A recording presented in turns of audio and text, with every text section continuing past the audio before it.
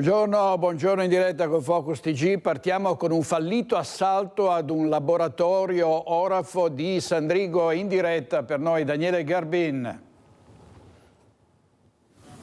Sì, buongiorno direttore, buongiorno a te e telespettatori. Proprio alle mie spalle potete vedere il capannone della Paco SRL, un'azienda che si occupa della produzione di catename d'argento, che proprio è stata vittima dell'assalto, un vero e proprio guerriglia urbana che si è svolta proprio qui nella zona industriale in via Galvani, tra questo raid di questo blitz di manigoldi, sembra che fossero 8 incappucciati e vestiti di scuro, che avevano tentato di introdursi attraverso la parte posteriore del capannone, dove c'è un vigneto e c'è un edificio, insomma hanno tagliato la rete, hanno sfondato una vetrina, poi non sono riusciti ad entrare e sono venuti proprio a provare anche verso altre porte sul davanti. Hanno visto vari tentativi, hanno poi sfondato la vetrata dell'ingresso e si sono introdotti all'interno. A quel punto però sono scattate gli allarmi ed è intervenuta la macchina della prima automobile disponibile dei Vigilantes, che è riuscita ad arrivare mentre i ladri erano ancora intenti ad arraffare tutto quello che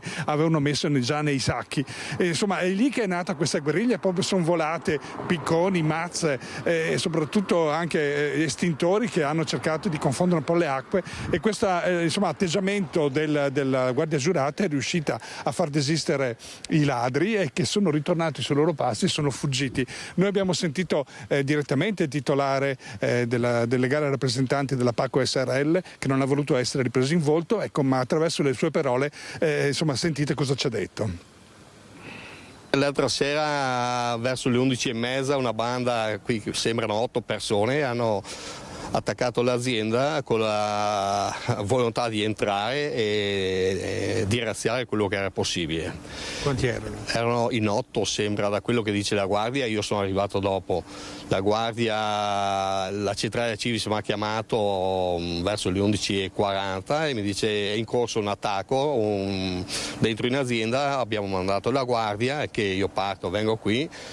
E erano già agitati loro dalla centrale perché la situazione era un po' già pesante, e quando sono arrivato qui era già finita la storia. Comunque erano incappucciati, avevano tentato. Tutti incappucciati, e avevano forzato le porte, distrutto le porte blindate, entrati, e all'interno avevano già razziato quello che riuscivano a trovare mettendo su dei sacchi dell'Ikea, avevano 7-8 sacchi dell'Ikea, una parte già riempiti e una parte vuoti, e l'arrivo della Guardia probabilmente ha bloccato la situazione. Hanno lasciato i sacchi, sembra quasi tutto, all'interno, sono scappati fuori e nel frattempo hanno ingaggiato una piccola battaglia fra loro e la Guardia all'esterno. Hanno impegnato anche dei fumogeni per coprirsi? Sì, quei fumogeni hanno usato i nostri estintori e un altro estintore che non sappiamo da dove arriva, lanciando verso la Guardia i fumogeni, creando una barriera, e in più lanciando quello che avevano a disposizione: sassi, picconi, grimaldelli e dopo i stessi estintori verso la Guardia esterna.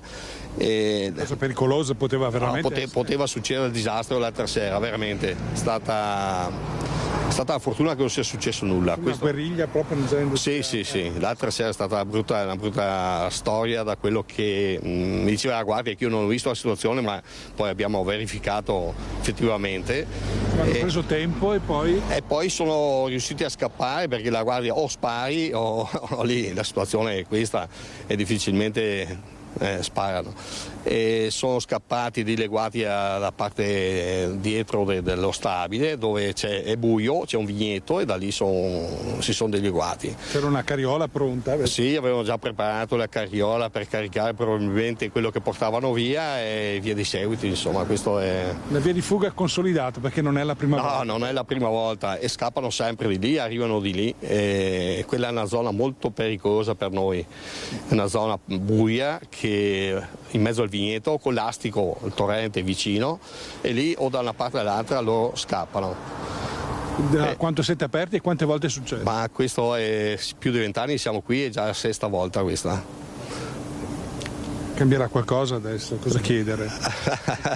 No, è difficile dirlo, ci vorrebbe più sicurezza, ma so che non è facile questo discorso. Anche perché sono state coinvolte anche altri colleghi qua intorno, vero? Abbiamo visto cosa hanno fatto? Altre aziende qui vicino hanno già tentato l'anno scorso con la stessa tipologia, forse è la stessa banda perché anche lì sembrava 7-8 persone, però succede questo.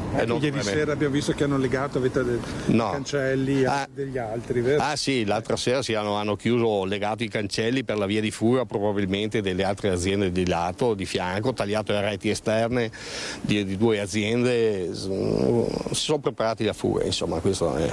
Torniamo a cosa si può fare secondo lei, cosa chiedere? Ma ci vorrebbe sicurezza, che non è facile, e ci vorrebbe almeno un controllo, una strada dal lato del vigneto che fosse accessibile ai mezzi di soccorso, ai vigili, alle guardie, che questo creerebbe un po' di sicurezza sulla zona industriale di San Rigo, che attualmente non c'è perché il vigneto è una piccola trappola per noi.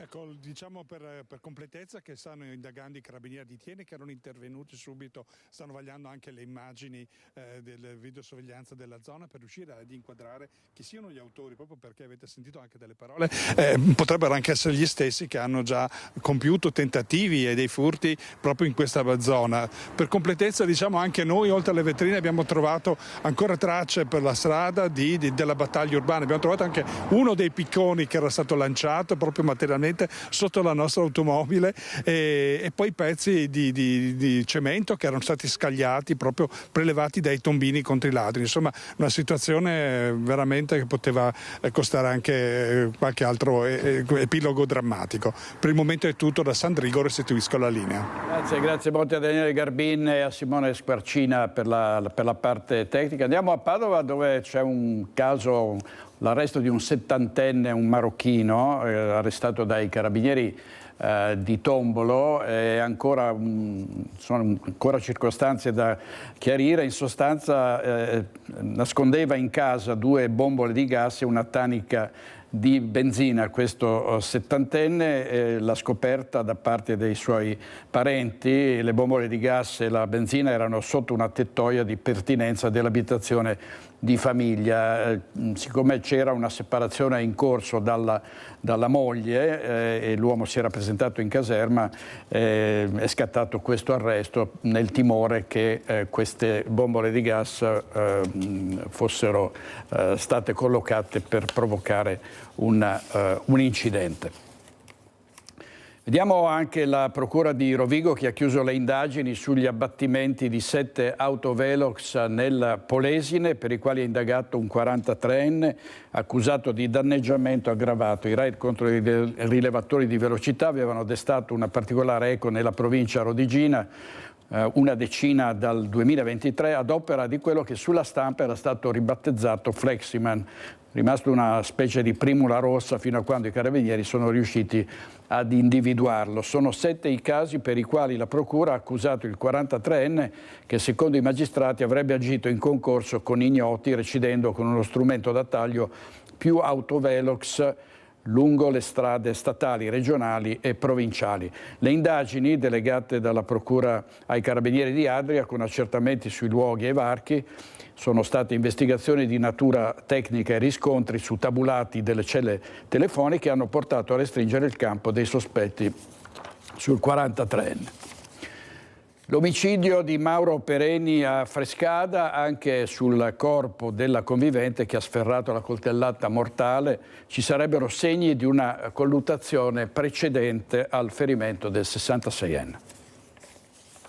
Sul corpo di Barbara Mazzariol, 56enne, ci sarebbero segni di lividi, graffi ed ecchimosi, gli stessi trovati anche sulla vittima, Mauro Pereni, 66 anni. Tra i due, prima del delitto, potrebbe esserci stata una violenta lite, una colluttazione. Poi la donna ha preso in mano un coltello da cucina e lo ha sferrato contro Pereni, colpendolo al cuore e provocando l'emorragia che la mattina dopo lo ha portato al decesso. A parlare di questi segni compatibili con una litigata, i 2 difensori della Mazzariol, gli avvocati Benedetto Pinto D'Argento e Barbara Guolo. La procura avrebbe già disposto degli accertamenti e degli esami sulle ecchimosi riscontrate alla 56enne. La donna deve rispondere della grave accusa di omicidio volontario aggravato dai futili motivi.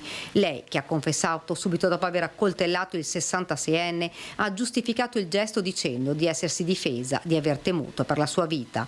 A far scoppiare la discussione, poi terminata nel sangue, la decisione dell'uomo di non volerla più ospitare in casa. Lei era stata sfrattata da un'abitazione dell'Atera a San Paolo e da tempo conviveva con lui. È probabile che la Mazzariol possa chiedere di essere sentita nei prossimi giorni dal pubblico ministero Massimo De Bortoli. I funerali del 66enne non sono ancora stati fissati, ma potrebbero aver luogo già nei primi giorni della prossima settimana. Il delitto di via Castelmenardo a Treviso salgono a 5 giovani accusati di omicidio volontario in concorso. Ci sono in un video le fasi dell'aggressione contro Francesco Favaretto, la vittima, gli avvocati Fabio Crea e Luigi Torrisi, che difendono il quindicenne in carcere, spiegano alcuni elementi importanti per il loro assistito. Una decina i giovani che hanno partecipato al feroce agguato contro Francesco Favaretto, il 22enne ucciso in via Castelmenardo lo scorso 12 dicembre. Sono saliti a 5 gli indagati per concorso in omicidio, 3 maggiorenni e 2 minorenni, ma il numero è destinato a salire. Anche gli altri ragazzi che hanno partecipato all'aggressione rischiano di rispondere della stessa accusa. 2 fasi immortalate in un video. Nella prima l'incontro tra il gruppo e la vittima. I ragazzi, secondo l'accusa, avevano solo simulato l'acquisto dello stupefacente, ma una volta faccia a faccia con Favaretto è scattata la rapina. Gli viene strappato lo zaino, il cellulare, ma non il panetto di hashish che lui riesce a tenere in mano. Ha tentato di resistere al violento assalto, poi si è scatenato il finimondo. Uno lo ha afferrato, picchiato, lo ha tenuto fermo, mentre un altro ha iniziato a colpirlo con un coltello. Questi sono i 2 maggiorenni in carcere. Poi è entrato in scena il quindicenne che ha estratto il coccio di bottiglia dalla tasca e ha colpito la vittima alle spalle. Ma l'aggressione non è finita. Favaretto a terra si è rialzato. Questo è un elemento importantissimo che conferma quanto dichiarato dal minore nel corso dell'interrogatorio, e cioè che lui con il coccio di bottiglia non ha colpito al collo il Favaretto, ma lo avrebbe colpito nella schiena dove aveva il giubbotto.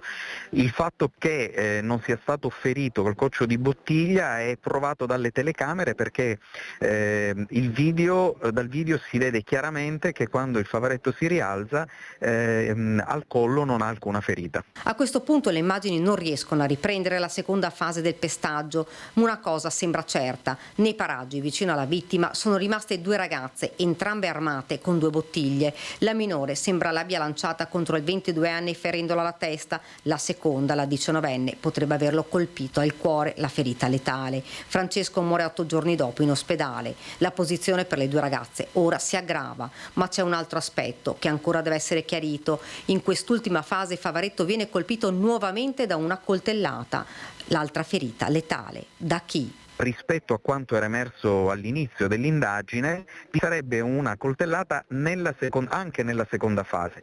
È un elemento rilevante considerando che in questa seconda fase il minore non ha partecipato. In via Castelmenardo i ragazzini con le mani insanguinate fuggono, lasciando la vittima sull'asfalto. Servizio di Daniela Sizzia. Andiamo in altre città dove sono state istituite delle zone rosse, in particolare a Jesolo e a Chioggia, per far fronte al fenomeno delle baby gang. L'ha deciso il prefetto di Venezia al termine della riunione del Comitato Provinciale per l'Ordine e la Sicurezza. Stroncare sul nascere le violenze, va scongiurato il fenomeno dell'emulazione per risse e scontri. Linea dura del prefetto Darcopellos contro bulli e baby gang. Al termine del Comitato Provinciale per l'Ordine e la Sicurezza si è detto favorevole a nuove forme di repressione per chi si abbandona alla violenza, soprattutto alla luce dei recenti episodi lungo il litorale, ma anche a Mestre Marghera.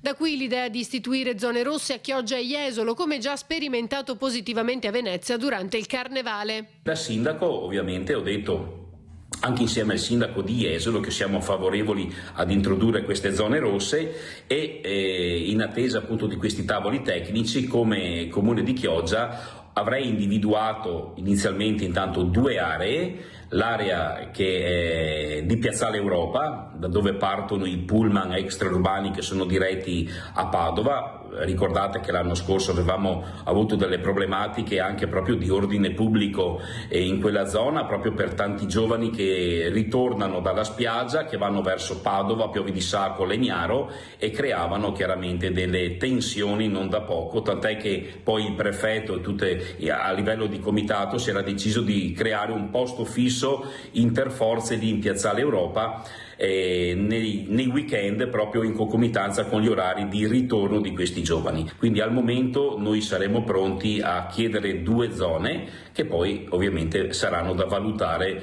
successivamente anche in vista dell'estate. La sperimentazione partirà indicativamente dal 14 aprile e proseguirà fino al 5 maggio. Intanto il sindaco Armelao attende gli esiti delle analisi sullo sversamento di gasolio in laguna. Siamo in attesa dei risultati da parte di ARPAV e quindi se c'è una correlazione tra l'imbarcazione che era stata ritrovata dalla Capitaneria di Porto qui diciamo in laguna e se c'è correlazione tra l'idrocarburo ritrovato in più punti ovviamente della nostra città dove c'è ovviamente la laguna e lo sversamento che fuoriusciva appunto da quell'imbarcazione. Quindi la nave diciamo che era ferma a Marghera, a Venezia, lì non c'entra assolutamente con il ritrovamento che è stato fatto ovviamente nella nostra zona. Servizio di Ilaria Marchiori, adesso andiamo in diretta a Padova per una rissa su un tram con tanto di spray urticante. Valentina Visentin. Sì, buongiorno direttore, è un crescendo di episodi di violenza dove i minorenni sono ancora una volta protagonisti. Questa volta è accaduto martedì sera durante una corsa del tram. Il conducente è stato costretto a bloccare il mezzo e a far scendere tutti i passeggeri alla fermata Eremitani perché un gruppo di ragazzi, si è scoperto essere poi tutti minorenni, quindicenni, 4 stranieri non accompagnati, un quindicenne padovano e un altro ventenne padovano, avevano iniziato una rissa tra di loro ma avevano anche spruzzato bombolette di spray urticante rendendo l'aria irrespirabile all'interno del mezzo. Quando il conducente ha fatto scendere anche i ragazzi responsabili di questa rissa sono scappati, ma grazie alle indicazioni date dal conducente la polizia impegnata nei controlli di presidio della stazione previsti dalla zona rossa è riuscita a individuare gli autori della rissa che ha scatenato il panico all'interno del tram.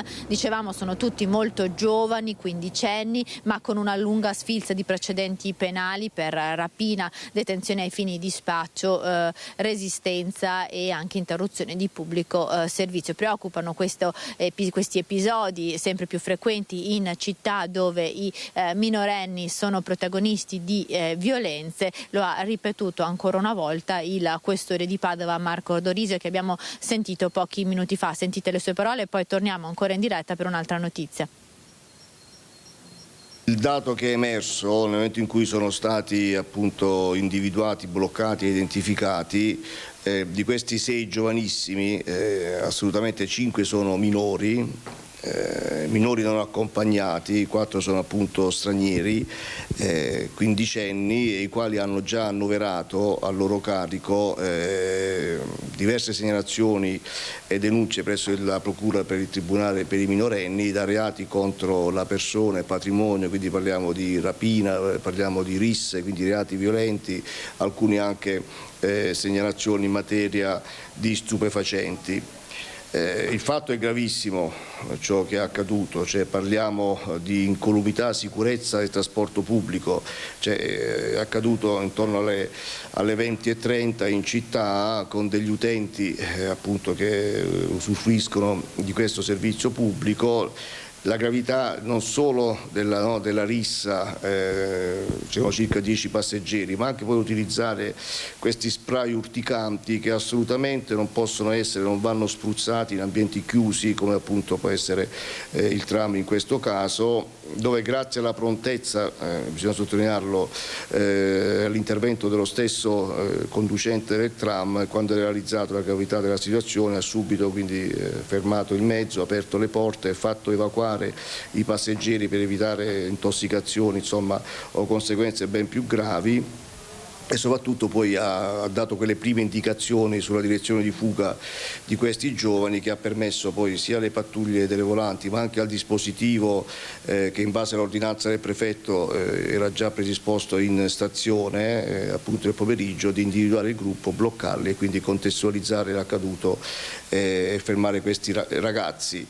La riflessione l'abbiamo fatta già in altre occasioni. Siamo ancora nella devianza, però ci metto il punto di domanda. È chiaro che essendo minori, ragazzini, bisogna dargli tutte le opportunità affinché possano interrompere questo ciclo violento che li porta alla devianza e che non diventino poi dei veri e propri, da devianza, delinquenti o criminali. Dicevamo un'altra notizia di cronaca, anche questa volta protagonista un sedicenne di etnia Sinti che è stato bloccato dalla polizia locale dopo un folle inseguimento in auto lungo la tangenziale di Padova. Il ragazzo infatti, nonostante la sua giovanissima età, era alla guida di un'auto che non si è fermata all'ALT della polizia locale in circonvallazione ovest a Padova. Ne è nato un inseguimento a 150 km/h durato per 15 km. Alla fine la polizia locale è riuscita a fermare l'auto guidata dal sedicenne e con molta sorpresa ha visto che il conducente era questo ragazzo minorenne, che ha allertato anche i genitori che sono arrivati sul posto. Dopo una lunga discussione, il sedicenne, già noto anche a lui alle forze dell'ordine, è stato arrestato e portato nel carcere minorile di Treviso. Da Padova è tutto, la linea ora può tornare allo studio. Grazie molte, grazie a Valentina Visentini e a Federico Cibotto per la parte tecnica. Vediamo ancora le zone rosse, le baby gang sempre in azione a Mestre e a Venezia. Il punto del sindaco Luigi Brugnaro, che annuncia ricominceremo a bastonare e a battere. Sentiamo. Lo dico ai ragazzi che sono in divisa, tutti, indistintamente, grazie. Grazie perché siete comunque alla fine un bersaglio ogni giorno in giro. Così il sindaco di Venezia Luigi Brugnaro e tutti gli uomini delle forze dell'ordine, con in testa prefetto e questore, per il costante impegno profuso a garanzia della sicurezza in città con le zone rosse contro criminalità, degrado e spaccio. Si assiste sempre di più ad un imbarbarimento anche sociale, racconta sempre il primo cittadino, dopo la tu per tu avuto nella notte con un senza fissa dimora in via Piave. Faremo un percorso di recuperarti, 5 mesi, 1 anno, 2 anni, o se infinito. No, io sono senza dimora. Adesso vado, ho detto, voglio andare stanotte al pronto soccorso a dormire lì. Faccio, non puoi andare al pronto soccorso, perché il pronto soccorso ci va chi ha male. No, ma io mi metto in sala d'aspetto. Allora uno si butta per terra e fa, beh, allora fammi verbale. Non puoi fargli niente. Allora l'abbiamo fatto alzare perché dovevamo pulire, abbiamo tolto le coperte che avevano i vermi e poi sono passati quelli del progetto Freddo, sempre annoiati, a ridargli la coperta perché sennò poi fa freddo. Ma questo discorso deve interrogare le nostre coscienze, non solo quelle buoniste, ma anche dobbiamo trovare cosa fare, perché non è possibile che uno fa esattamente soltanto quello che vuole lui. Dai bivacchi dei senza fissa dimora la questione baby gang, con in arrivo, anticipa, nuove misure sempre più stringenti e repressive da parte del comune dopo la megarissa alla Nave de Vero. Adesso stanno esplodendo, quando comincia la bella stagione si ricomincia e ricominciamo a bastonare, a battere, insomma a prenderli, portarli in giro, denunciarli, avvisare i genitori, chiamarli, un'attività infinita che non finisce mai. Sindaco Brugnaro infine, che sulle cosiddette liste nere in consiglio comunale, ovvero quelle dei commentatori social e giornalisti che lo criticavano, riferirà il prossimo 3 aprile in un consiglio comunale straordinario a Calo Redan. Servizio di Anna Maria Parisi, restiamo a Venezia per la grande festa di oggi. È arrivata la Merigo Vespucci, una nave scuola iconica. C'erano per noi Filippo Fois e Lorenzo Maier, un assedio interminabile di visitatori. Filippo, allora è stata grande entusiasmo, grande gioia da parte di tutti coloro che sono riusciti a salire a bordo. Assolutamente, grande gioia e grande emozione. Anche in questo momento siamo proprio sotto assedio delle scuole elementari o medie, a giudicare dall'età giovanissima dei partecipanti. Noi qua ci troviamo proprio di fianco all'albero maestro dell'Amerigo Vespucci, che come sapete è un veliero, e guardate la quantità di cime, cioè di corde, che sono necessarie per muovere solamente le vele che si trovano nell'albero maestro. Ci hanno spiegato prima che per muovere tutte queste cime, sono naturalmente 3 alberi, c'è bisogno di 90 persone, 30 praticamente ad albero. Noi siamo un po' nel cuore dell'Amerigo Vespucci, tant'è vero che tra poco Simone Merlo vi farà vedere anche quello che è il motto della nave: non chi comincia ma quel che persevera, una frase di Leonardo da Vinci. Quindi a cominciare sono buoni tutti, potremmo dire molto in volgare, ma bisogna perseverare, solamente i più bravi poi riescono ad andare avanti. Vi faccio vedere questa nave, che è una nave piuttosto vecchiotta perché è stata costruita nel 1931, da allora è stata continuamente rimodernata ed è diventata una nave profondamente all'avanguardia, però è rimasta dal punto di vista estetico esattamente come era nel 1931. Adesso naturalmente noi siamo in mezzo ai visitatori, però vi faccio vedere per esempio questi fucili che tra poco vi farà vedere Simone Merlo. Sono dei fucili della Prima Guerra Mondiale, hanno sparato durante la Prima Guerra Mondiale, sono stati costruiti all'inizio del Novecento e sono quelli che vengono utilizzati per il picchetto d'onore. Tra l'altro vedete che ci sono ancora le lanterne così come venivano utilizzate in origine, e tra l'altro qui c'è una delle campane più importanti dell'Amerigo Vespucci, che è la campana che non dovrebbe suonare mai, perché questa è la campana e quando suona vuol dire che bisogna abbandonare la nave perché non c'è più niente da fare. Tra l'altro è una campana che ha una storia particolare perché è della metà del 1800 ed è stata ritrovata in mare, non si sa bene da dove provenisse. Fatto sta che comunque ci hanno detto questa proprio non bisogna neanche guardarla questa cosa qui, perché qui chiaramente c'è anche un pochino di scaramanzia. Direttore, noi chiaramente siamo qui in mezzo alla folla, però vogliamo dirvi che abbiamo incontrato diverse persone che come marinai si sono profondamente emozionati. C'era chi aveva anche prestato servizio qui,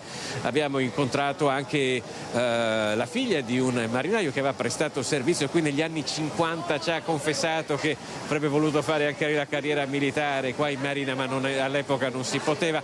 Tantissime storie che si sono incrociate in questa mattinata molto intensa che poi vedremo nel corso dei nostri telegiornali. A Filippo Fois, a Sandro Ponti, il nostro operatore, poi c'era anche Lorenzo Maier. Abbiamo sentito tante testimonianze, tante riportate anche tante storie della Vespucci in giro per il mondo. Vediamo i titoli del Corriere del Veneto. Fleximan all'ex di Forza Nuova Enrico Mantoan, contestati altri 2 abbattimenti di Autovelox. E a Montecchio Maggiore vietato giocare a calcio nelle piazze sul Sagrato. L'ira dei giocatori Zigoni e Zanini. I campioni nascono lì. Disastro aereo del Legnone, si schiantò col jet sul monte per evitare la zona abitata. Top Gun eroe rinviato a giudizio. Nell'incidente del 2022 morì il copilota, il veronese Giampaolo Guattin. Fu definito eroico per quella manovra. Vinitali, tra dazi e guerra all'alcol, il vero danno è la criminalizzazione del prodotto.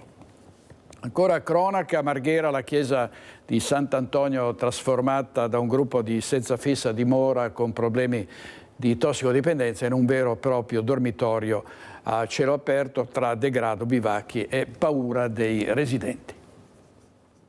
La chiesa Sant'Antonio di Marghera, trasformata da una quindicina di giorni da un gruppo di senza fissa dimora con problemi di tossicodipendenza in un vero e proprio dormitorio a cielo aperto. Sui cancelli e le ringhiere del sagrato, coperte, tappeti, vestiti, tute, felpe. Poco più in là, vicino alla canonica, ammassati e gettati a terra tra le inferriate, dentro grossi sacchi neri, altri abiti e oggetti personali. Appartengono al gruppo dei 6-7 senza fissa dimora con problemi di tossicodipendenza. Eroina, ci dice Ibrahim, uno di loro che chiede di non essere ripreso. Egiziano, da tempo senza più un lavoro, originario di un paese vicino ad Alessandria d'Egitto, in Italia dal 2011, dopo essersi sposato con una italiana da cui, dopo aver avuto un figlio, si è separato. Da 4 mesi, dice, è anche schiavo della droga, insieme a tutto il resto del gruppo, come conferma anche Marco, parrocchiano volontario tra la comunità di Marghera. E lui a raccontarci chiaramente il degrado con cui i residenti sono costretti a convivere, compreso lo stesso parroco, Don Mauro Aglic. Cosa brutta che però si vede, siccome ci sono anche 2 o 3 ragazze tra di loro, si prostituiscono tranquillamente, ma non chissà dove, dietro l'angolo, per 10 euro, 20 euro una dose, qualcuno addirittura con gli stessi spacciatori. Senza fissa dimora che diventano potenzialmente pericolosi quando hanno necessità di racimolare soldi per comprare una dose di droga. Vanno a rubare, rubano una bicicletta, chiedono l'elemosina, qualunque cosa. Saltati previsti 2 incontri tra parrocchie e servizi del comune per trovare una soluzione col problema che persiste in capo al povero parroco, mentre i fedeli, sconsolati per paura di minacce con tanto di siringa, come accaduto un paio di giorni fa, stanno pure iniziando a disertare le omelie. Io non mi adeguo, io subisco, cosa posso fare da solo? Allora vediamo la Polizia Locale di Treviso che ha individuato gli ecovandali responsabili degli abbandoni di rifiuti in via Pisa che la nostra emittente aveva denunciato. Buttano al mattino la spazzatura e alla sera buttano spazzatura e la gente si è stancata di sempre raccogliere. Domani puliscono, fra 2 giorni è di nuovo. Non è che resta pulito per una settimana, quindi no, fra 2 giorni è di nuovo. Ma una cosa che è brutta, veramente sono brutta. Anche se danno fastidio quando vengono bambini qua vicino, camminano, si tira a naso sempre anche bambini quando vanno in scuola. Un disastro proprio, non va bene. Così parlavano ai nostri microfoni i residenti di via Pisa indignati per i continui abbandoni selvaggi di rifiuti. Le immagini erano state girate lunedì mattina, appena 48 ore dopo l'intervento di Contarina, che aveva rimosso i sacchi, ricomparsi poi accanto ai cassonetti e persino intorno al cartello della Polizia Locale che segnala la presenza di telecamere. E sono state proprio le immagini della videosorveglianza a permettere agli agenti della Polizia Locale di individuare e sanzionare 4 persone ritenute responsabili dello scarico abusivo di rifiuti. Alcuni di loro sono già stati identificati. Il primo ad essere sanzionato è un cittadino straniero al quale è stata comminata una multa di 400 euro con l'obbligo di riportare a casa quanto abbandonato. Nei prossimi giorni, spiega il vicecomandante Patrick Antonello, i responsabili verranno convocati presso il comando di Polizia Locale dove dovranno spiegare la loro situazione abitativa e i motivi degli abbandoni. Non ci limitiamo alla mera repressione, per noi è fondamentale promuovere la collaborazione con i cittadini affinché segnalino con tempestività eventuali episodi di abbandono e soprattutto forniscano indicazioni utili per individuare i responsabili, continua Antonello, che poi aggiunge: non tolleriamo comportamenti incivili che minano la pulizia e il decoro della nostra città. È una questione di rispetto. Chi porta 5 sacchi e li butta sopra i cestini, come è emerso dalle immagini della videosorveglianza, non conosce le regole minime della civile convivenza. Dal canto nostro continueremo a monitorare e nel caso a sanzionare non solo in via Pisa ma in tutto il territorio comunale. Servizio di Francesca Bozza, poi nella seconda parte parleremo con l'assessore Cristiano Corazzari di sicurezza. Ci sono davvero moltissimi problemi e anche nei comuni si tenta di arrivare a una sicurezza partecipata, cioè che coinvolga i cittadini anche attraverso i controlli di vicinato. Sentiamo da Padova. I controlli di vicinato si estendono in 4 comuni del Padovano. Durante il Comitato per l'Ordine e la Sicurezza Pubblica in Prefettura a Padova, il prefetto Giuseppe Forlenza ha firmato l'intesa con i sindaci di Battaglia Terme, Stanghella, Curtarolo e Santa Giustina in Colle. Il protocollo prevede che le amministrazioni comunali possano sensibilizzare i cittadini attraverso le polizie locali a creare gruppi di controlli di vicinato per svolgere un'attività di osservazione nelle proprie zone di residenza e di segnalazione di eventuali comportamenti illegali o situazioni e circostanze sospette. Importante evidenziare che i cittadini hanno solo la possibilità di segnalare ed è invece vietato qualsiasi iniziativa personale o qualunque forma individuale o collettiva di pattugliamento del territorio. Il processo Miteni per i PFAS è stata un'udienza, l'ultima, delle parti civili in tribunale a Vicenza, dedicata alle arringhe degli avvocati delle mamme no PFAS. Sentiamo. Le t-shirt bianche delle mamme no PFAS in cui compaiono i nomi dei figli e della quantità di sostanza perfluoroalchilica che hanno nel sangue, diventate un simbolo citato dall'avvocato Matteo Ceruti, avvocato delle mamme no PFAS, parti civili nel processo Miteni, durante l'arringa in tribunale a Vicenza. È una pietra d'inciampo, è una cosa che si deve sempre aver presente quando si parla di questa vicenda, perché è la quantità di sostanza sicuramente cancerogena che i propri figli hanno in questo momento e forse avranno per molta parte della loro vita. Si tratta dell'ultima udienza delle parti civili. Ad aprile inizieranno le arringhe degli avvocati difensori degli imputati al processo, parti civili che sono state quasi 300. Nell'udienza la richiesta risarcimenti per i 129 assistiti, tra cui le mamme no PFAS, dagli avvocati Ceruti e Guasti, ammonta a circa 15 milioni di euro legati alla situazione di difficoltà umana vissuta dalle parti rappresentate.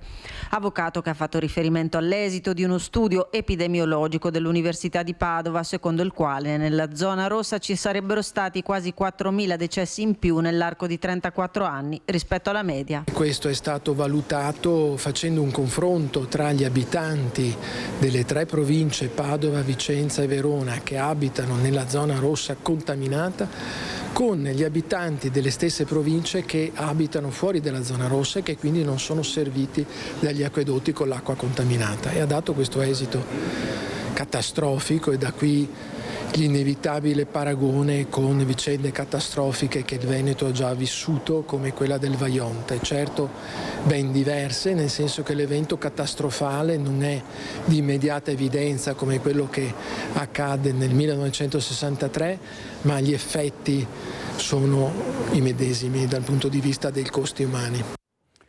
La sentenza per il processo PFAS è prevista per questa primavera. Intanto avete visto le mamme che continuano la loro battaglia per avere giustizia. Sentiamo anche le loro voci. Una battaglia di sensibilizzazione dell'opinione pubblica che portano avanti da anni le mamme no PFAS, parte civile nel processo Miteni, presenti ad ogni udienza, che ora, a prescindere dall'esito del processo in corso, la cui sentenza è prevista per la tarda primavera, tornano a chiedere che la politica intervenga in materia. Noi siamo qua per sostenere i nostri avvocati e a rappresentare un po' tutti i cittadini che sono stati coinvolti in questo grave fatto di inquinamento.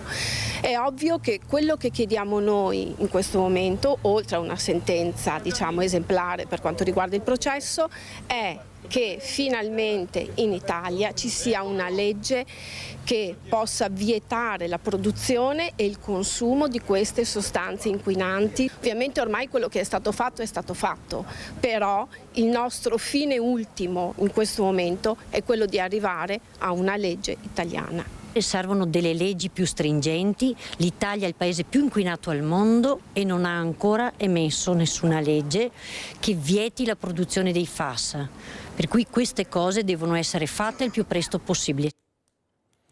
Andiamo a Treviso, dove un gruppo di ragazzi era stato scambiato per ladri, pensavano si trattasse di ladri, invece erano saliti sul tetto di un centro per grossisti per fare dei selfie. Vediamo. I due ragazzini, forse annoiati, hanno deciso di salire sul tetto di un negozio di abbigliamento in via Volta Villorba in piena notte, tutto per farsi un selfie. Ma la loro bravata non è passata inosservata, i due sono stati scambiati per ladri. Hanno raggiunto il tetto dalle scale esterne dell'azienda facendo scattare l'allarme dell'istituto di vigilanza. Dalle immagini infatti si vedevano i giovani con delle toce in mano, in realtà erano le luci dei loro cellulari. I vigilanti sono arrivati in zona ed hanno invitato i ragazzini a scendere dal tetto in attesa attesa dell'arrivo dei carabinieri. I militari dell'Arma giunti sul posto hanno ascoltato la versione dei 2 sedicenni chiarendo l'equivoco. Le famiglie che si trovavano nella moschea poco distante sono arrivati subito per riprendersi i figli. Servizio di Daniela Sizzia. E in tutto il Veneto questa mattina manifestazioni e cortei dei metalmeccanici al grido di senza contratto si sciopera. Ha seguito per noi la manifestazione a Treviso Francesca Bozza.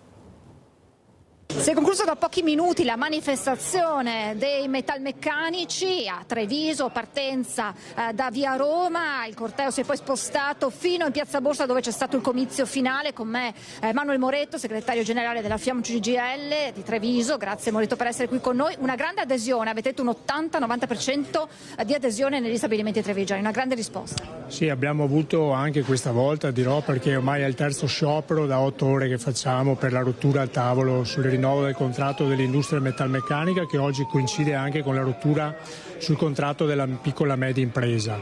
Grande partecipazione alla manifestazione e grande adesione anche in termini percentuali sui grandi gruppi della provincia di Treviso, che tra l'altro, aggiungo, sono anche fortemente ben rappresentati al tavolo, come dire, di Federmeccanica a Roma sul contratto nazionale di lavoro. Quindi buoni risultati. Una grande soddisfazione, oltre 1 migliaio di persone in piazza e voi lanciate proprio un messaggio a Federmeccanica, perché rinnovo del contratto ma non c'è nemmeno una trattativa in corso in questo momento. No, purtroppo ormai è un anno di scadenza del contratto nazionale, abbiamo avuto 7 incontri a Roma ma ad oggi non è neanche partita la trattativa.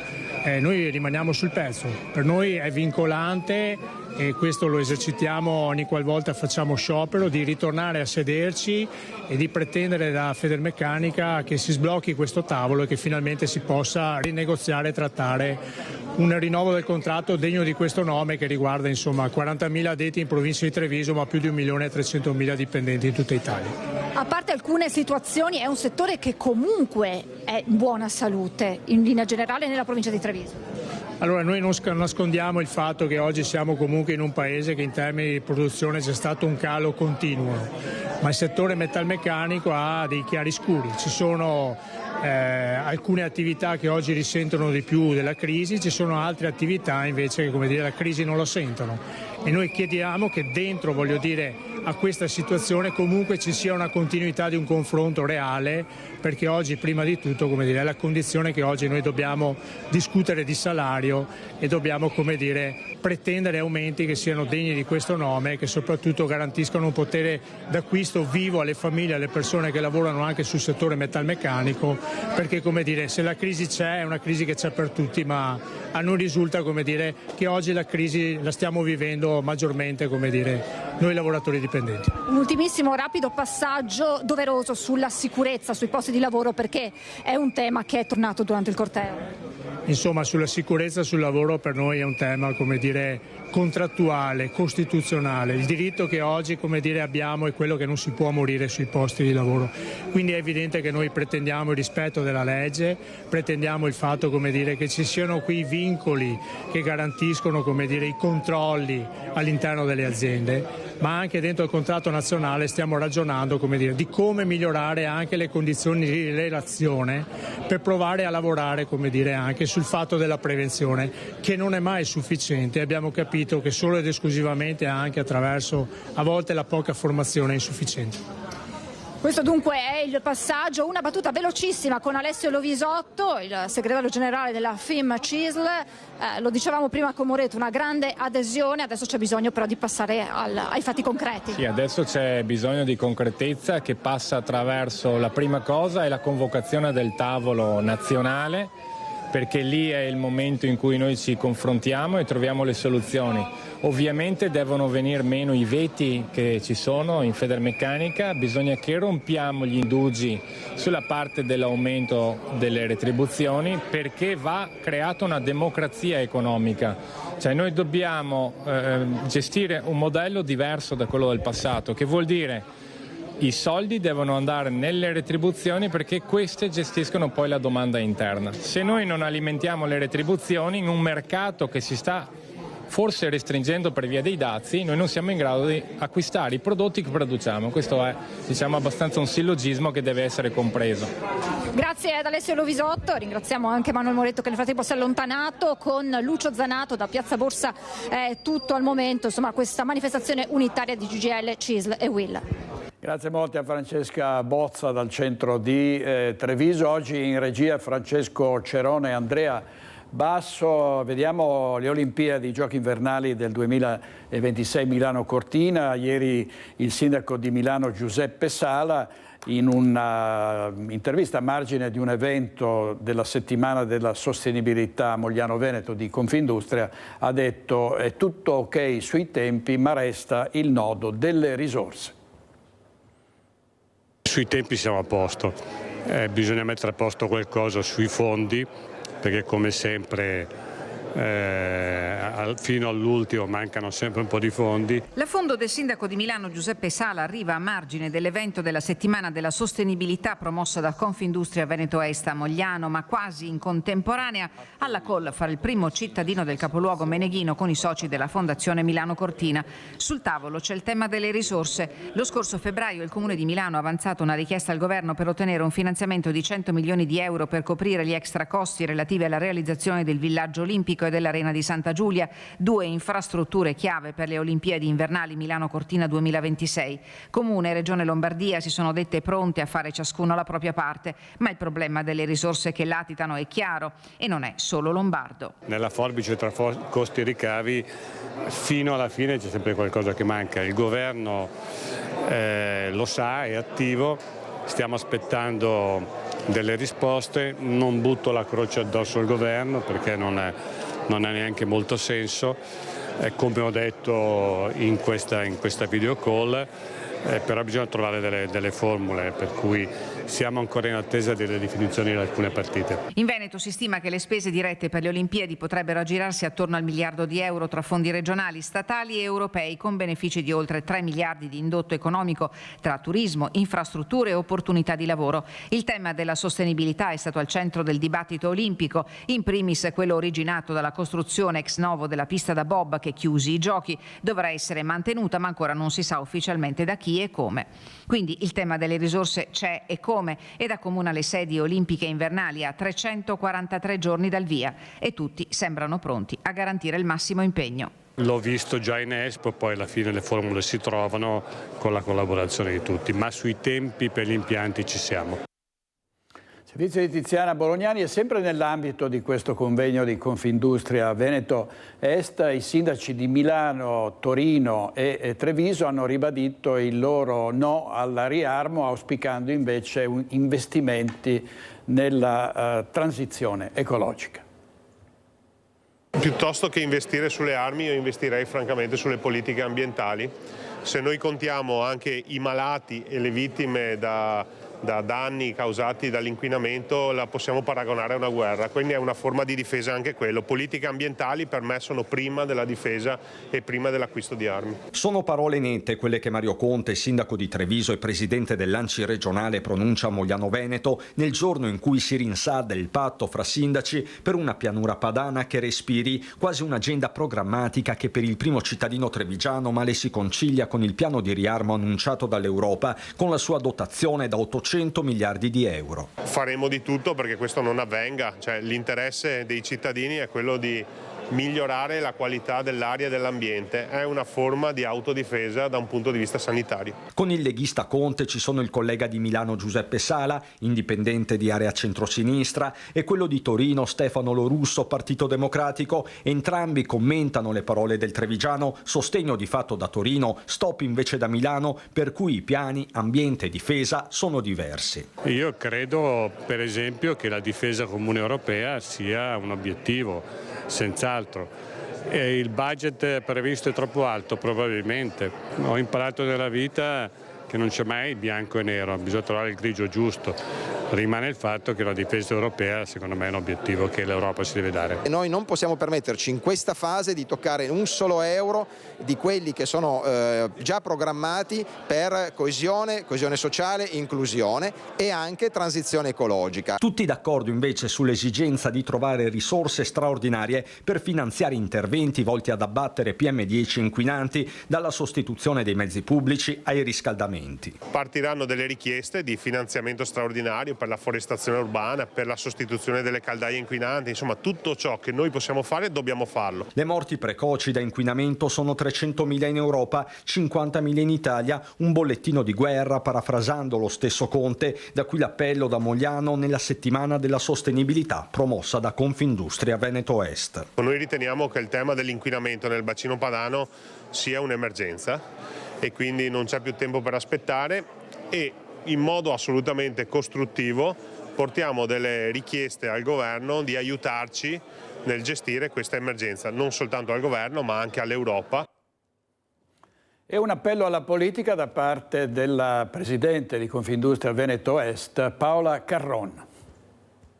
C'è la necessità di essere supportati sia a livello nazionale ma anche europeo, perché intervenire in questo contesto è necessario anche avere un sostegno economico. Risorse vere, strumenti adeguati, questo chiede l'industria veneta al governo e all'Europa nei giorni in cui tra incubo dazi e crisi geopolitiche le variabili si moltiplicano, sullo sfondo le due transizioni in corso, digitale e green, che passano non solo per Roma o Bruxelles ma anche per i singoli territori. Ogni cosa per essere messa a terra ha bisogno di fatti concreti e ritengo che quando c'è una cooperazione si collabora per un fine comune, si riesce a raggiungere l'obiettivo e noi ci mettiamo a disposizione perché diventa fondamentale difendere anche l'industria in un'epoca in cui magari non è stata propriamente difesa. Da qui il nuovo appello di Confindustria Veneto Est, la seconda territoriale d'Italia. Serve, dice Carron, una nuova politica industriale ancora più urgente nei giorni in cui l'Istat certifica come il lavoro sia sempre più povero. Salari e produttività vanno di pari passo e quando si riesce ad avere un equilibrio di questi elementi allora si può raggiungere la competitività e anche la sostenibilità dei salari stessi.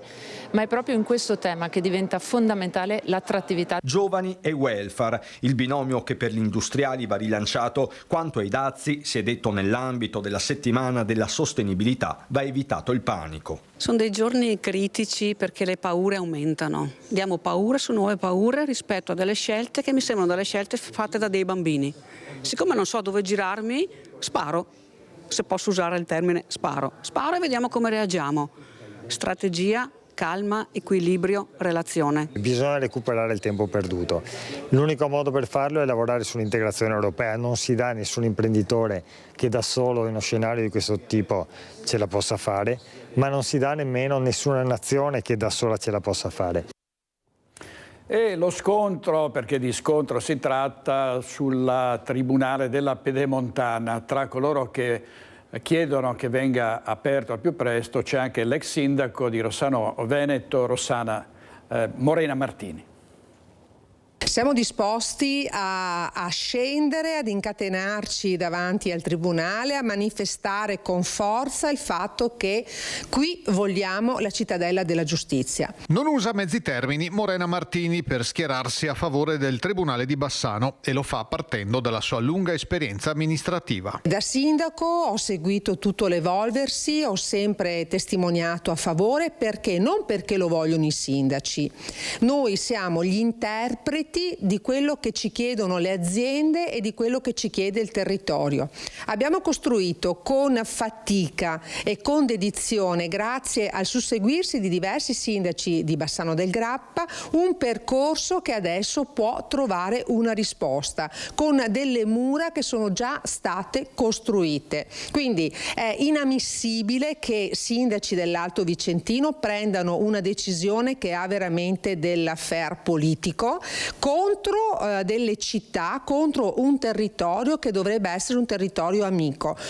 Mi sembra di rivedere le querelle sull'ospedale San Bastiano contro Sant'Orso ed è inammissibile e inaccettabile.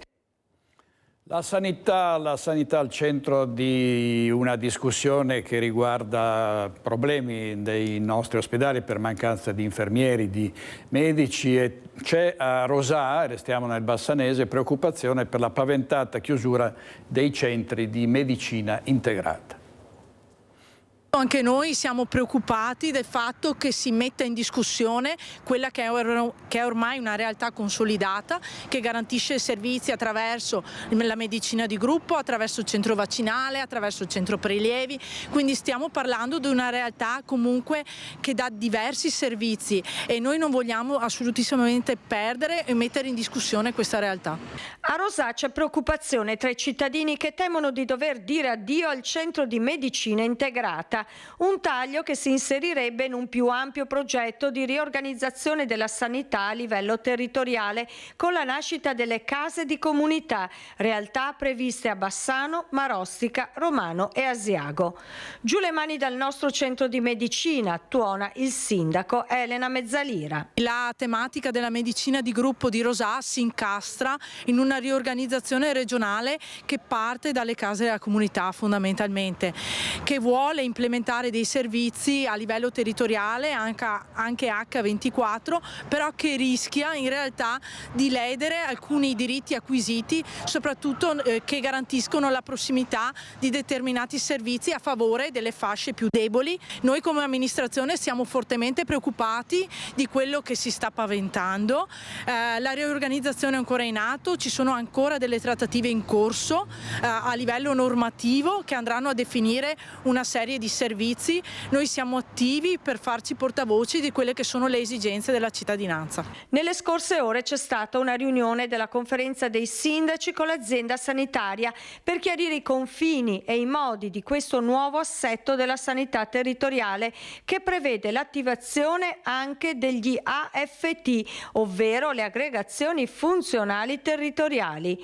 I dubbi però rimangono e i timori pure. Non conosciamo quello che sta avvenendo, stiamo provando a capire meglio e soprattutto ad intervenire per garantire i servizi nel nostro territorio, servizi che devono essere di prossimità come chiede la cittadinanza.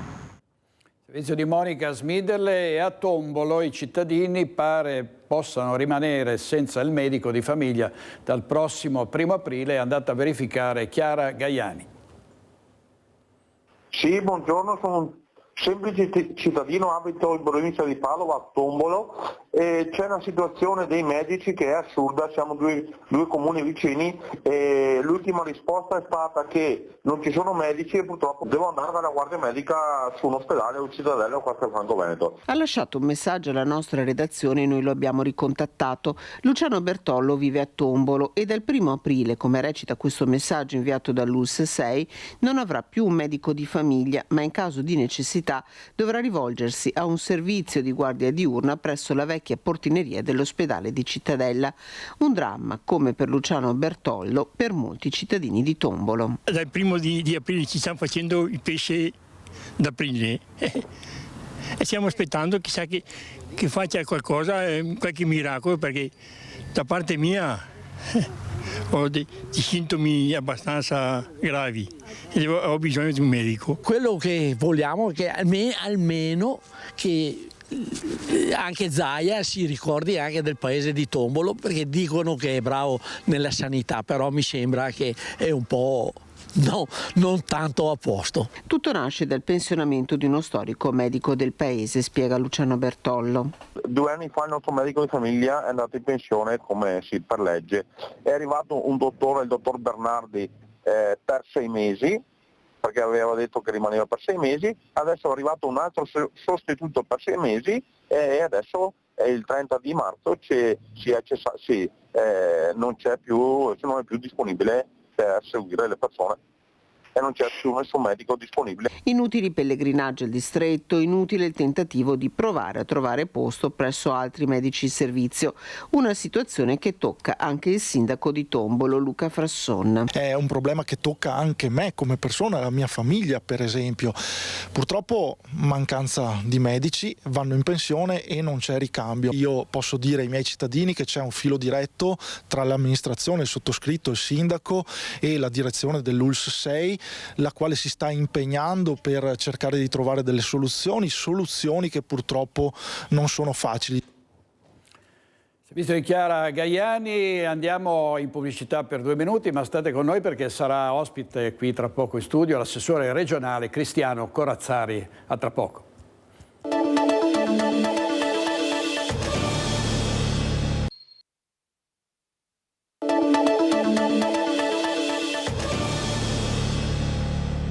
Di nuovo in diretta con l'assessore regionale Cristiano Corazzari. Assessore, grazie, bentornato. Grazie a voi. Molte.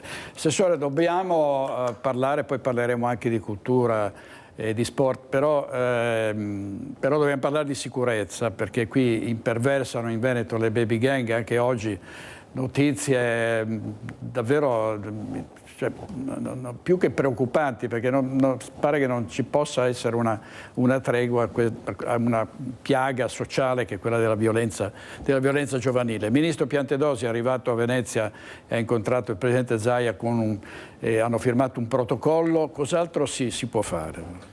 Innanzitutto bisogna tenere molto alta la tensione su questo tema. La sicurezza è una priorità e soprattutto vanno contrastati tutti quei reati predatori legati ad atti di violenza che colpiscono le fasce più fragili, i nostri anziani, i nostri giovani più fragili.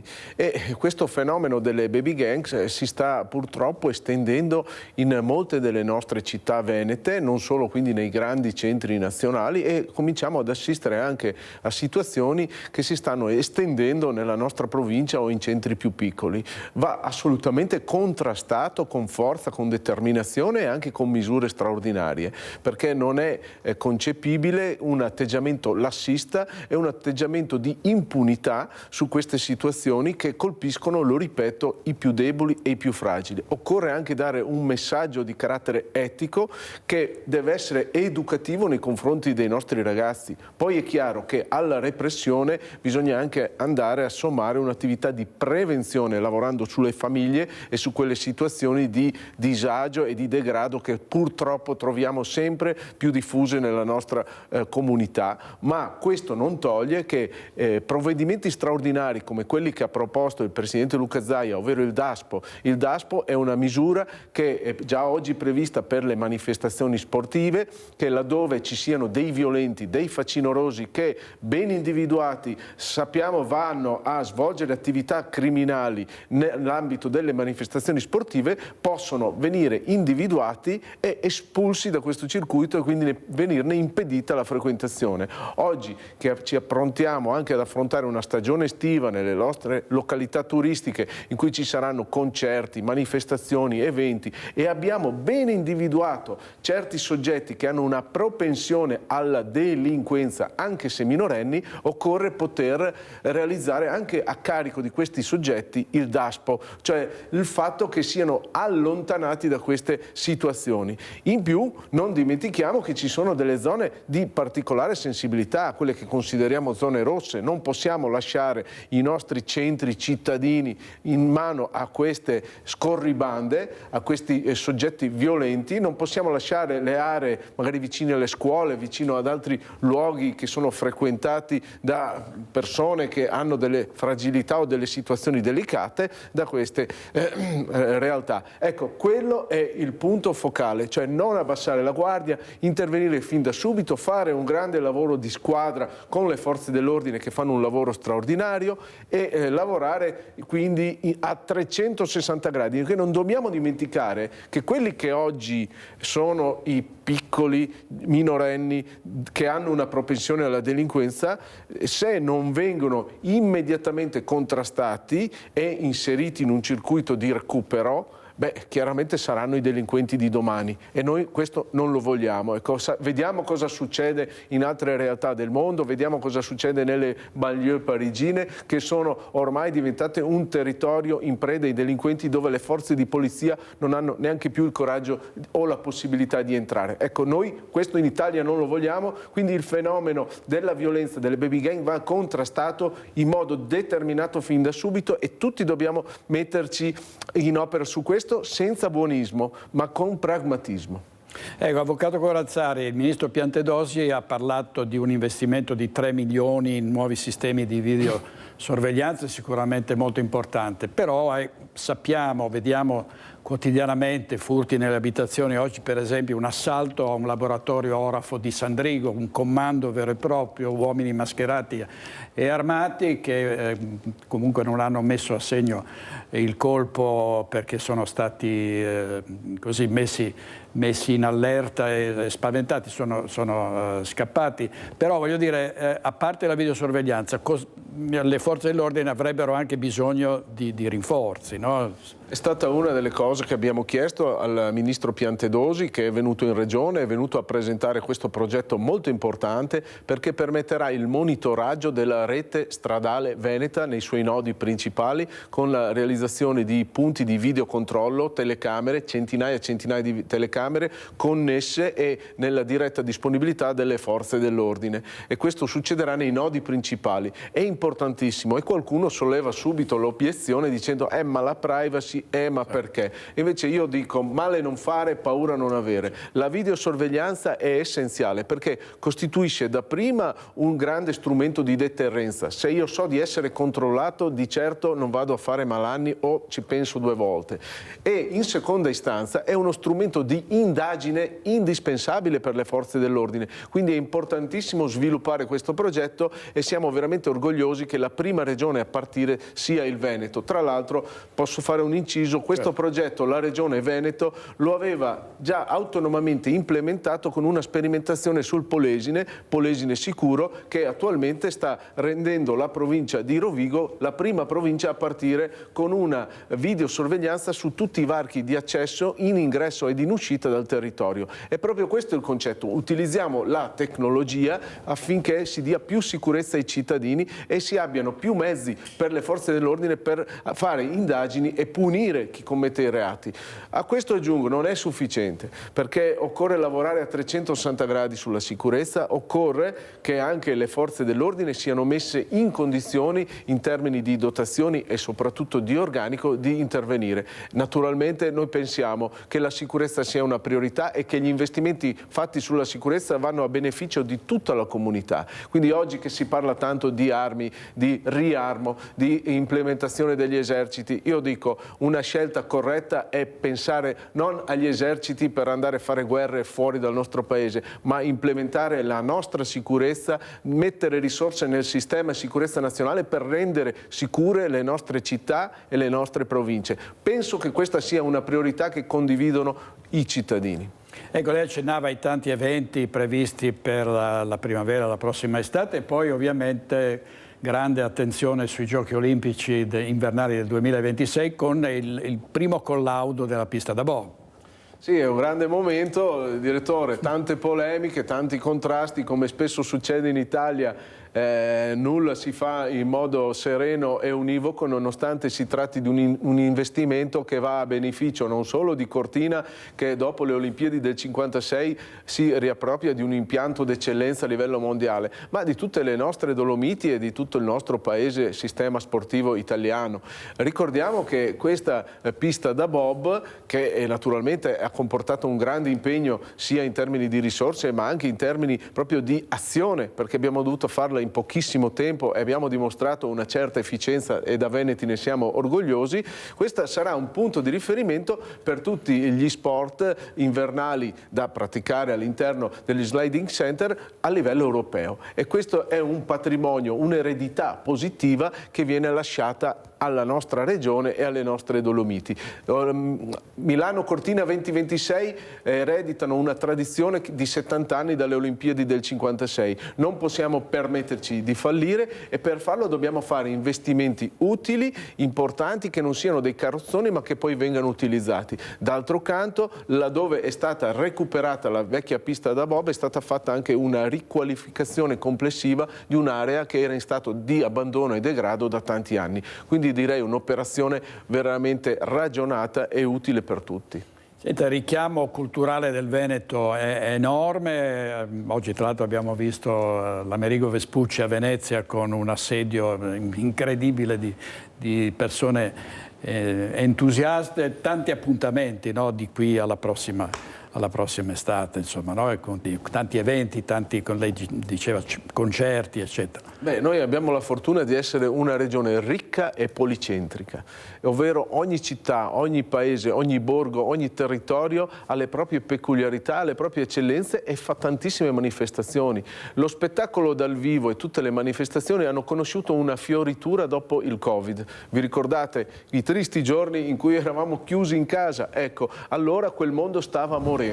Oggi invece, grazie a tante iniziative, sia istituzionali bellissime come quella della Amerigo Vespucci, ma grazie anche proprio al fiorire di iniziative sui territori, possiamo dire che lo spettacolo dal vivo è un motore che arricchisce l'offerta culturale della nostra regione e quindi anche l'offerta turistica. Non è un caso se siamo la prima regione turistica d'Italia con oltre 70 milioni di presenze. Naturalmente da qui all'estate ci saranno tantissimi eventi. Noi, direttore, ci vedremo sicuramente alla Mostra del Cinema, perché tu hai questo ruolo importante di presidente della Film Commission, e con la Biennale di Venezia e la Mostra del Cinema culmineranno gli eventi estivi nella nostra regione. Davvero sarà una mostra del cinema straordinariamente importante, si parla già di tante star che arriveranno nuovamente così al Lido per questa edizione. Dopodiché si sta parlando molto anche delle prossime regionali, non è chiaro, non si sa ancora se si svolgeranno nell'autunno di quest'anno o nel 2025. È stato proprio il ministro Piantedosi a dire l'altro giorno a Cabalbi probabilmente potranno essere portate alla primavera del 2026. Beh, di certo non perdiamo il sonno per questo, noi lavoriamo quotidianamente senza pensare alle elezioni. È chiaro che le elezioni sono un passaggio democratico importante, fondamentale, e il mio auspicio, naturalmente quello che vorremmo, è che partecipassero tante persone alle elezioni, che ci fosse affluenza al voto, perché la partecipazione è il sale della democrazia. La democrazia è una parola vuota se la gente non va a votare, e ci accorgiamo purtroppo che sempre più persone non credono più nella politica e non vanno più a votare, non solo per le elezioni europee o per le politiche, ma non vanno più a votare neanche per le elezioni del sindaco, tanto sono sfiduciate. E quindi noi pensiamo che le elezioni, fare un election day, mettendo insieme le elezioni dei comuni, piccoli e grandi, e le elezioni della regione, oltre che a comportare un grande risparmio nei costi elettorali, sia anche un strumento per migliorare e aumentare la presenza al voto e l'affluenza al voto. Questo dovrebbe essere un motivo condiviso da tutti. Ecco, domani tra l'altro a Padova un grande evento sull'autonomia, no? La Lega si riunisce per rilanciare l'autonomia e per diciamo, insistere molto sulla riforma Calderoli. Che prospettive ci sono dal suo punto di vista? Beh, abbiamo attraversato le forche caudine dei vari esami della Corte Costituzionale. Sembrava che questo progetto di legge dell'autonomia fosse tutto sbagliato. Invece abbiamo visto come, nonostante il vaglio della Corte Costituzionale, l'impianto regge, sono state fatte alcune modifiche e ora dobbiamo veramente partire. Dobbiamo dare attuazione a quello che è stato la richiesta, la volontà dei nostri veneti. Perché quello che non tutti ricordano è che quando si fa polemica e si rema contro l'autonomia non si fa un dispetto al presidente Zaia o ai leghisti, ma si va a dispetto di quello che hanno votato tutti i cittadini veneti, di destra e di sinistra, che a grande voce con il referendum hanno chiesto l'autonomia. Quindi l'autonomia interpretata come la vogliamo noi, ovvero un'assunzione di responsabilità della Regione Veneto, che vuole prendersi delle materie e delle competenze, gestirle bene, impegnando bene le risorse dei cittadini e migliorando i servizi senza togliere niente alle altre regioni. Io penso che sia non solo l'attuazione della Costituzione, ma sia anche un principio di responsabilità e di efficienza che renderà migliore tutto il nostro Paese, dalla Sicilia fino a Bolzano. Assessore, tra le sue molte deleghe c'è anche la caccia e la pesca. Da questo oggi si sta parlando molto di dazi, di Stati Uniti, geopolitica, poi restano i problemi anche di tante categorie che lavorano, che agiscono sul territorio, no?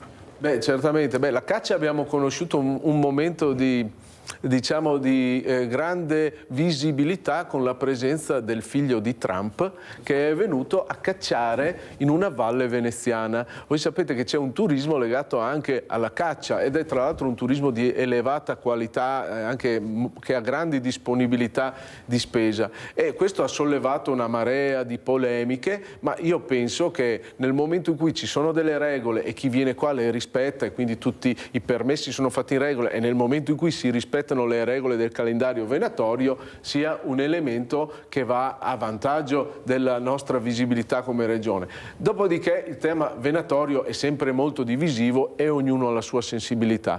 Per quanto riguarda la pesca, è un settore che è un'eccellenza italiana, perché in Veneto abbiamo un settore di pesca che è comprensivo di tutte le attività, dalla pesca all'acquacoltura nelle lagune alla pesca in mare di tutti i tipi, ma che oggi purtroppo sta soffrendo un momento di grande crisi. Una grande crisi che si è verificata per l'assommarsi di vari fattori che insieme sono stati concomitanti. Pensiamo al granchio blu, una specie aliena che arriva dall'America e che ha devastato i nostri impianti di molluschicoltura, di mitilicoltura. Pensiamo alle alluvioni e alle precipitazioni eccezionali che hanno portato moltissimo materiale e acqua dolce nelle nostre acque lagunari e nel nostro mare, e che hanno creato quindi anche delle problematiche ambientali per la presenza del pesce. Noi siamo vicini ai pescatori perché la pesca per noi non è un lavoro qualsiasi, è una tradizione, è una cultura, oltre che essere un settore economico, e stiamo cercando di sostenerli per aiutarli ad attraversare questa fase di difficoltà e far sì che possano riprendere nell'ottica di un'attività con grandi professionalità, grandi tradizioni e che porta prodotti di estrema qualità sulle tavole dei cittadini e sui consumatori. Non vogliamo mangiare il pesce che arriva dalle Filippine o dall'altra parte del mondo. Il nostro pesce ha delle qualità superiori a qualsiasi altro prodotto e dobbiamo saperlo valorizzare. Per fare questo non possiamo che rivolgerci ai nostri pescatori, che sono i primi custodi del mare e delle lagune. Non ci aiuta mai l'Europa, perché l'Europa ci dà sempre difficoltà sulle tematiche legate alla pesca e all'agricoltura, perché vedono i pescatori come dei predatori. Non c'è niente di più sbagliato, non c'è niente di più falso. I pescatori, così come gli agricoltori, sono i primi cointeressati a che il mare sia pescoso, a che l'ambiente sia sano e le acque siano pulite. Assessore, a proposito dell'Europa, un'ultima domanda sul riarmo. Matteo Salvini ha detto più volte che l'Italia non si può permettere di investire tutte queste risorse. Si parla di un piano per la difesa comune di 800 miliardi. Ci sono appunto risorse che andrebbero distribuite meglio, no? Io penso che i cittadini si aspettino ben altro, che occorre investire nella nostra sanità, nel sociale. Siamo una popolazione sempre più anziana con sempre maggiori fragilità. Se dobbiamo investire nel riarmo, riarmiamo la nostra polizia, i nostri carabinieri, le forze di sicurezza, diamo di nuovo sicurezza alle città, ai territori. Le persone oneste per bene devono potersi muovere liberamente su tutto il territorio nazionale, in tutti i nostri centri urbani, e investiamo nella salvaguardia del nostro territorio. Abbiamo dei problemi di carattere anche idrogeologico evidenti, e quindi vanno fatte infrastrutture, investimenti in questo settore. Dobbiamo essere un paese che investe in se stesso per migliorare la qualità della vita dei cittadini, e poi nel resto del mondo guerre non se ne devono più fare, bisogna usare l'arte della diplomazia, del dialogo, quello che ci hanno insegnato i veneziani, che andavano a parlare con i popoli più lontani, anche con il Gran Khan, pur di mantenere i propri commerci e le proprie vie commerciali. Con il dialogo, con la diplomazia si superano tutte le differenze culturali. Nel momento in cui si creano barriere, muri, sanzioni, il risultato finale è solo la guerra, e noi non vogliamo una guerra e non vogliamo assolutamente che si vada in una spirale di riarmo solo per salvare magari l'industria tedesca. Assessore, grazie molte, grazie per essere stato con noi, Cristiano Corazzari, assessore regionale, buon lavoro e a presto. Grazie a voi. Andiamo in pubblicità, altri 2 minuti, poi torniamo con altri collegamenti, altre notizie, state con noi.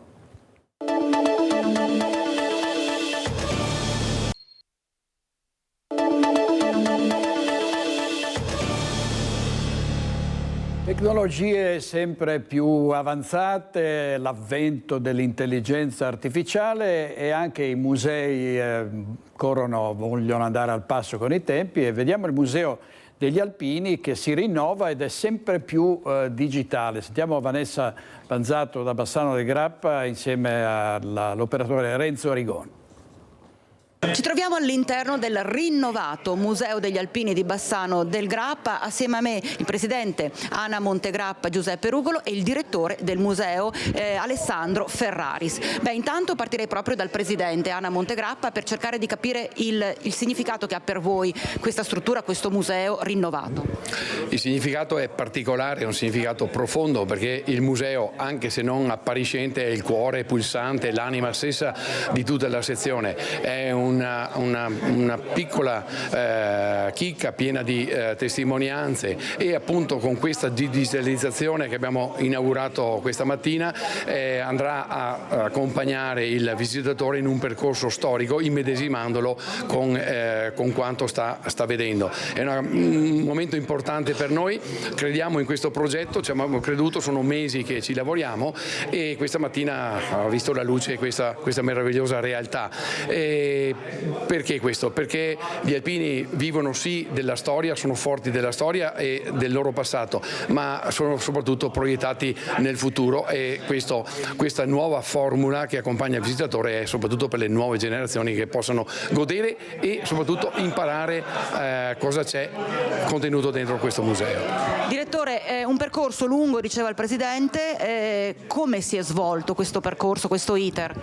Innanzitutto sono stati 12 mesi di lavoro tra lo sviluppo del concept e la messa a terra del progetto, e devo dire che ha coinvolto tantissime persone. Quindi prima ci siamo chiesti cosa fare e poi, quando abbiamo capito cosa, abbiamo deciso il come. Innanzitutto è stato bellissimo digitalizzare il museo, perché siamo andati a scoprire la storia di ogni singolo oggetto. Ma il meccanismo è molto semplice, come diceva il mio presidente, è soprattutto rivolto ai giovani. Sul biglietto c'è un QR code. Questo QR code, quando lo si inquadra con lo smartphone, vi collega direttamente alla rete wifi con la password, e poi sulle vetrine trovate i QR code singoli che vi raccontano la storia degli oggetti della vetrina. Io volevo farlo diventare virale, quindi il prossimo passo è che il Museo degli Alpini, che ha sede qui dal 1950, esca dalle sue mura e diventi grande e soprattutto, ripeto, virale. Tra l'altro c'è anche tutto un lavoro importante anche proprio per il logo del nuovo museo. Sì, il logo è molto diciamo particolare e azzardato, perché quando uno pensa a un logo, il logo deve raccontare la storia, no? E i nostri loghi normalmente hanno la penna. Abbiamo voluto presentare un logo invece che sia più per tutti. Allora, innanzitutto è un anagramma che è Museo Ana Montegrappa, quindi è MAM, ma se lo vedete è tagliato da una riga centrale. La parte bassa sembra la struttura portante del ponte e la parte alta le montagne che circondano Bassano, e la linea idealmente potrebbe essere la linea del fronte piuttosto che la trincea, oppure la pavimentazione del ponte, perché il ponte ha un grosso un simbolismo, perché il ponte non divide, unisce due sponde, quindi abbiamo voluto mettere tutto questo nel nuovo logo. Grazie a Vanessa Banzato e a Renzo Rigon. Andiamo a Treviso, perché fino al 28 settembre il Museo Bailo ospita una straordinaria esposizione dedicata a Hokusai, uno dei più grandi maestri giapponesi, autore della Grande Onda. Vediamo. Treviso Treviso celebra il genio di Hokusai con una mostra unica al Museo Bailo che aprirà sabato e proseguirà fino al 28 settembre dal titolo L'acqua e il segreto della grande onda. Un percorso immersivo che esplora il legame dell'artista con l'acqua e le innovative tecniche che hanno reso la sua opera iconica a livello mondiale. Tra le tante opere, un focus speciale è dedicato alle onde, simbolo della potenza della natura dove l'arte e la scienza si fondono con la creatività. Hokusai ha indagato le onde e fino alla fine dei suoi giorni le ha cresciute, le ha evolute come se fossero delle creature, e poco prima di morire scrisse dei libretti perché il suo obiettivo era: voglio mettere anche i bambini nella condizione di saper rendere l'impeto delle cascate e la forza dell'oceano. L'esposizione presenta oltre 150 opere che testimoniano l'eccentricità e la costante ricerca artistica dell'artista giapponese, dipinti, libri manga inediti e persino abiti. Hokusai era anche uno stilista, faceva dei cataloghi di moda per i kimoni e un kimono della fine dell'Ottocento ha proprio al centro raffigurato l'onda, il che attesta come ancora nel XIX secolo fosse già diventato un'icona popolare. La mostra rivela inoltre i rapporti tra Oriente e Occidente, sottolineando l'impatto delle opere di Hokusai sugli impressionisti come Van Gogh. L'esposizione è il frutto di una collaborazione tra pubblico e privato. L'assessore De Gregorio ha sottolineato come il contributo degli imprenditori sia stato fondamentale per il successo dell'iniziativa. E quindi noi consideriamo questa operazione, oltre che un'operazione estremamente interessante dal punto di vista storico-artistico, anche dal punto di vista, diciamo, del rapporto impresa-cultura nell'investimento in cultura da parte dei privati.